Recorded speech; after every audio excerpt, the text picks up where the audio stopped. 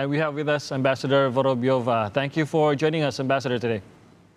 Thank you, and good morning. Good morning to you, too. First of all, would you share with us, apart from Indonesia, which countries so far have implemented, and also how many have requested the Sputnik V vaccine? And has there been any reports on any negative effect of the vaccine?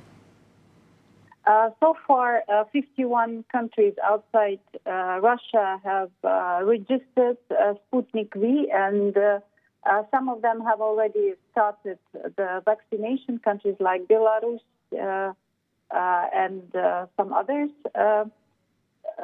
We are now in talks with the European Union to have our vaccine Sputnik V registered, and recently there was news that an agreement has been reached with Italy to produce Sputnik V in this country.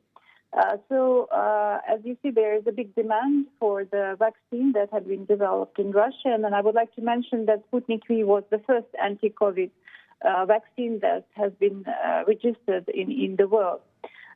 So far, in our country, around 7 million people have been vaccinated, and practically no side effects of the vaccine. It is also suitable for people 65 plus. Mm-hmm. In Russia now, the vaccination is open for general public, so anyone who is living in Russia can be vaccinated, including foreigners. Some of the foreign diplomats have been vaccinated as well. It has been proved that the efficiency of the vaccine Sputnik V is 91%, which is a very high level of efficiency, and cell immunity it gives lasts around 2 years, so there is no need to repeat the vaccination often. In our country, we have developed another 2 vaccines. So basically, there are 3 vaccines available for use. The second one is called Epivac Corona, and the third one is Covivac. The first 2 vaccines, Sputnik V and Epivac Corona, are innovative ones. They are a result of the bioengineering technologies, and the third one, Covivac, is a traditional vaccine that uses a weakened version of the virus, like it has been done for centuries. Are all 3 readily available now, or when will they be ready? Well, we know that Sputnik V is ready. They are ready. The vaccination with the second one will start by the end of March. And it's a very good thing because our doctors can adapt the process of vaccination to the specific needs of the person. If, say, the person is allergic to some components of one vaccine, so the other or the third can be used. And the third one is in the process of being registered. Okay, so as you said, 7 million people in Russia have received the first jab. Now, 7 million is far from Russia's target of above 100 million people in Russia to receive their vaccines. At the same time, Russia is offering their vaccines or your vaccines to other countries. Now, we know that at this point, many vaccine-producing countries tend to keep their vaccine to secure national usage. Now, what drives Russia to share your vaccine with other countries of the world? Well, of course, priority for Russia is to have our population vaccinated, but we have enough possibilities to produce more vaccines and to meet the requests from other countries. Also, the production of Sputnik V is taking place not only in Russia, but in other countries like South Korea or the Arab Emirates. Also, last week an agreement has been reached with one of the Italian pharmaceutical companies to start production of the vaccine in Italy. The motivations behind our actions is that actually we share and we support the view of many developing countries, including, and we support and share the view of Indonesia that vaccines should be available without any discriminations to any country, small or big, developed or developing. That is the rationale behind our offers to other countries to use Sputnik V and other vaccines when they will be available for outside Russia. Now, Russia has offered a vaccine to Indonesia, as far as I know, since last year. Even it goes back to even October 2020. Now, does this offer for Indonesia still stand?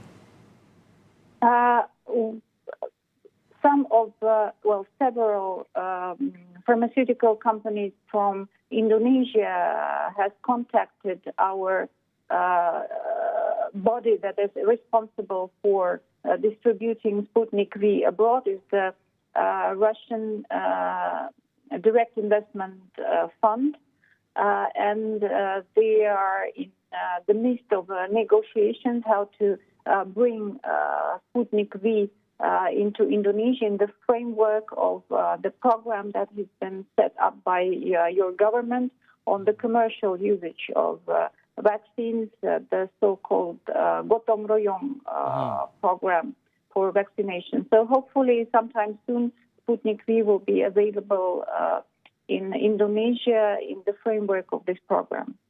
And we have also heard from our foreign minister that we might be receiving Sputnik V. So does this mean that Russia is preparing for now, and there has been a request from Indonesia for the Sputnik V vaccine, and how soon can Sputnik V reach Indonesia?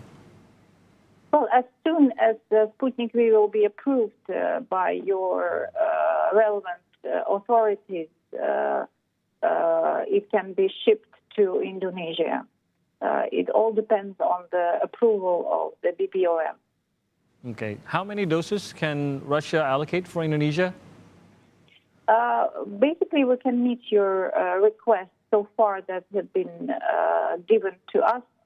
I cannot say the exact figure so far because the consultations are still going on. But basically, we can meet the needs of Indonesia, at least in the framework of the gotong royong vaccination program. So you're saying that the request is only for the gotong royong program? So far, yes. Okay, so this will also require an approval from our government as well, since this program Absolutely. also is still waiting for to be approved by the government.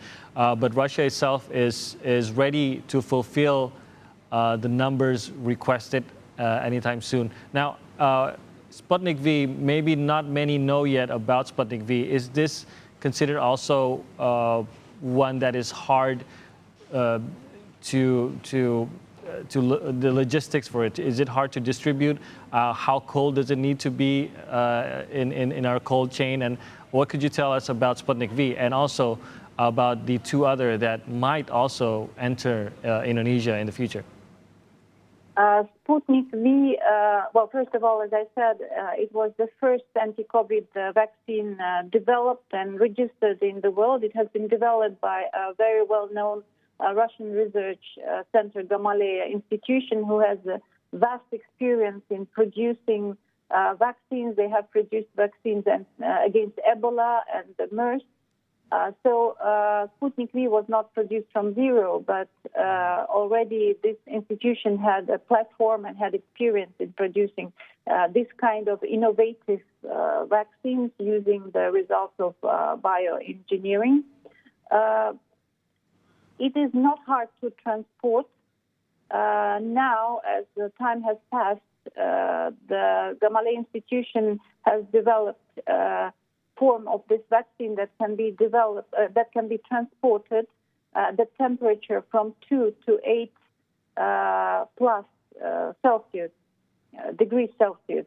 So as you see, it doesn't require really freezing temperature, so it makes much easier to transport and to store. The other two vaccines you've been asking about, there's a second one that has already been registered, the Epivac Corona in Russia. It is also innovative vaccine of practically the same type as Sputnik V. But the third one that is now in the process of registration and having clinical trials is a classical vaccine that uses the weakened virus itself. So that makes it easier for the doctors who are doing the vaccination to adapt this process to the need of individuals, because some of people may be allergic to the component of the vaccine. So now, as there are a variety of vaccines, people can feel more safe. And also, I would like to mention that these vaccines are suitable for the use of elderly people, 65 plus. So far, practically no side effects have been registered after the inoculation by Sputnik V, which makes it very safe. And as I mentioned already, around 7 million people in Russia alone have been vaccinated by this medication. Ambassador, what is the production rate for Sputnik V? How much Sputnik V can be produced until the end of 2021? I don't have the exact figures, but with the information we have, it is enough for the goals set by our government. By summer, by maybe July, August, the goal is to for Russians to attain the herd immunity. That means that around 70% of our population will either be vaccinated or have already been ill with the COVID-19. So far, we had around 4.5 million cases.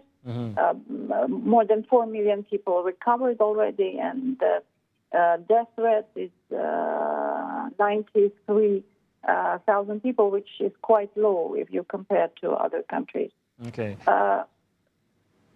So my last question is, what is your response to negative reaction or propaganda, if I may, coming from some Western countries, most notably from America, upon the Sputnik V vaccine so far? Well, my reaction would be that it is propaganda, as you said, and it is absolutely groundless. The facts of life have proven that Sputnik V and so far the other vaccines developed by Russia are efficient, they are safe, and Russia is ready to share the vaccines with the countries that need it. Thank you very much, Ambassador Vorobieva, for your time with us today. Thank you.